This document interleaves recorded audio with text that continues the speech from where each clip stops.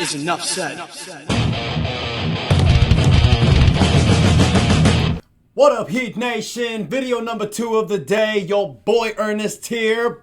Back with another Miami Heat Talk video. Hope you guys are having a great day so far. Don't forget to show support. Click the like button, subscribe, smash that notification bell to get all the updates. Now that we got that out the way, please join me as we go on another Miami Heat Talk adventure. Don't forget to vote my daughter for Toddler of the Year. Now, in the second episode, you guys, did an episode earlier today about the possibility of the Miami Heat getting Chris Middleton. So, getting back to your comments, thank you guys so much on that. But in today's episode, you guys, I want to talk about Terry Rozier.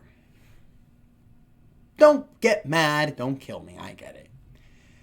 Terry Rozier is not the easiest name to talk about here, Miami Heat fans. You know, you traded Kyle Lowry and the 2027 draft pick, lottery protected, but traded a first-round draft pick to get Terry Rozier because he was averaging 23 points per game with the Charlotte Hornets. Came here in the midseason of 2024, had an injured neck, couldn't play the playoffs because of that. Then you thought you were going to get a different type of Terry Rozier for the 2025 season. Probably had his worst career in the NBA. Let's not forget he's hampered with the whole NBA gambling investigation going on right now for potential point shaving when he was playing in Charlotte, even though I still believe he did it in the game against Cleveland this past year when he was passing the ball to Casper the Friendly Ghost. My boy somebody 9785 calls him Terrible Rozier, and that's what he's become to us Miami Heat fans because he's been nothing but a bummer. And I get it, you'll look at his stats and you'll think, 10 points a game isn't that bad. Dude does it on less than 38% for the field. He's had one of his worst three-point shooting seasons at 29%. He's making $26 million a year. The only good thing I'll say about Terry Rozier is two things. One, he's not a locker room cancer. You know, he's a guy that rolls with his players. You saw what happened with Amen Thompson and Tyler Hero when Amen slammed him to the ground, and Terry Rozier was the first one to step up for Tyler Hero. You know, this team doesn't have dogs anymore, so you need guys that'll step up for you and defend your teammates. So that was, I think, the best thing that Rozier did all season long. And the other good thing about Rozier is that he's on an expiring contract, so his contract is tradable. But it was reported by Anthony Chang, and it was also reported by Jake Fisher, that the Washington Wizards and the Miami Heat were talking about a potential trade, moving Rozier for Marcus Smart. He couldn't get it done. Apparently, it was saying the fact that the Miami Heat didn't think that Marcus Smart was a big upgrade. Now, I know Marcus Smart was a Defensive Player of the Year a few years ago, but his play has diminished. He's not really playing a lot of games, so he's been getting that stigma. He's with the Lakers now, so I don't think Heat fans care about Marcus Smart. But a reason why that the trade didn't go through, the Heat were cool taking Marcus Smart because he was making less money than Terry Rozier. It's just that the Washington Wizards wanted draft capital. Now, it wasn't clear exactly how much draft capital that was, but I'll keep it a buck with you guys. I mean, I don't really see a point for the Miami Heat trading Marcus Smart. The Miami Heat only have 2 tradable second-round draft picks to attach with Terry Rozier. I'm going to let it be known right now. If the Miami Heat attach a first-round draft pick to send Rozier out, which they sent a first-round draft pick to get him, that means you're sending out 2 first-round draft picks for this mohome. No. I don't mind sending out a second-round pick, but it's got to be a player that makes sense. If it was Marcus Smart for Terry Rozier straight up, cool. Because we're heavy in guards. We have Tyler Hero. We have Norman Powell. We have Davion Mitchell. We drafted Kasparis Yakajonas. You know Spo's favorite player, Drew Smith, is coming back. We have other players that can play the guard rotation, so there's not going to be a fit for Marcus Smart. You make that trade.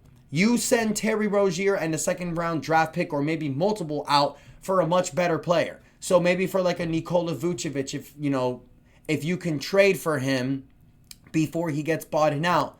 But I think the perfect option, I think we need a center. I've said this, I think 1,000,000 trillion times. We need a center.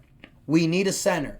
However, if you could talk the Sacramento Kings into taking Terry Rozier, a future second-round draft pick for DeMar DeRozan, then I would be all for that. DeRozan, 6'6", 220 pounds, plays a small forward, power forward position. He played power forward in the San Antonio Spurs. Last season with the Sacramento Kings, homeboy averaged 22 points a game on 47% from the field, 85% from the free throw line, 32% from three, 4 rebounds, 4.5 assists, the mid-range god.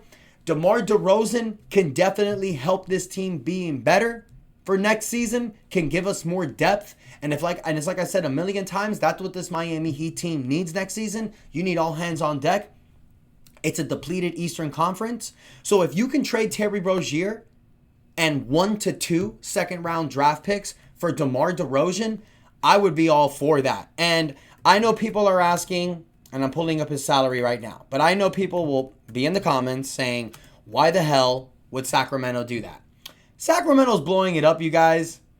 They've been saying it for a while that Sacramento was looking to blow this team up. You know, they've been doing everything they can, and they're not contending. So whether they're blowing it up, if they're doing that, they're trying to get cap relief, you guys. And right now, DeMar DeRozan is making $23 million in his contract right now. How many years he has left? 2 years left. That is something that bites you in the ass because you're not going to have his contract for this year. You're going to have it for next year as well if he does opt in that option. So it is a little bit of a risk. But DeMar DeRozan is a guy that you can slide in as your sixth man, and he can help you contend now. DeMar DeRozan coming off the bench on this team as a sixth man, I think works really well. But here's the problem. And here's why I don't think that trade is initially going to happen. This is a young roster. We're going in a youth movement.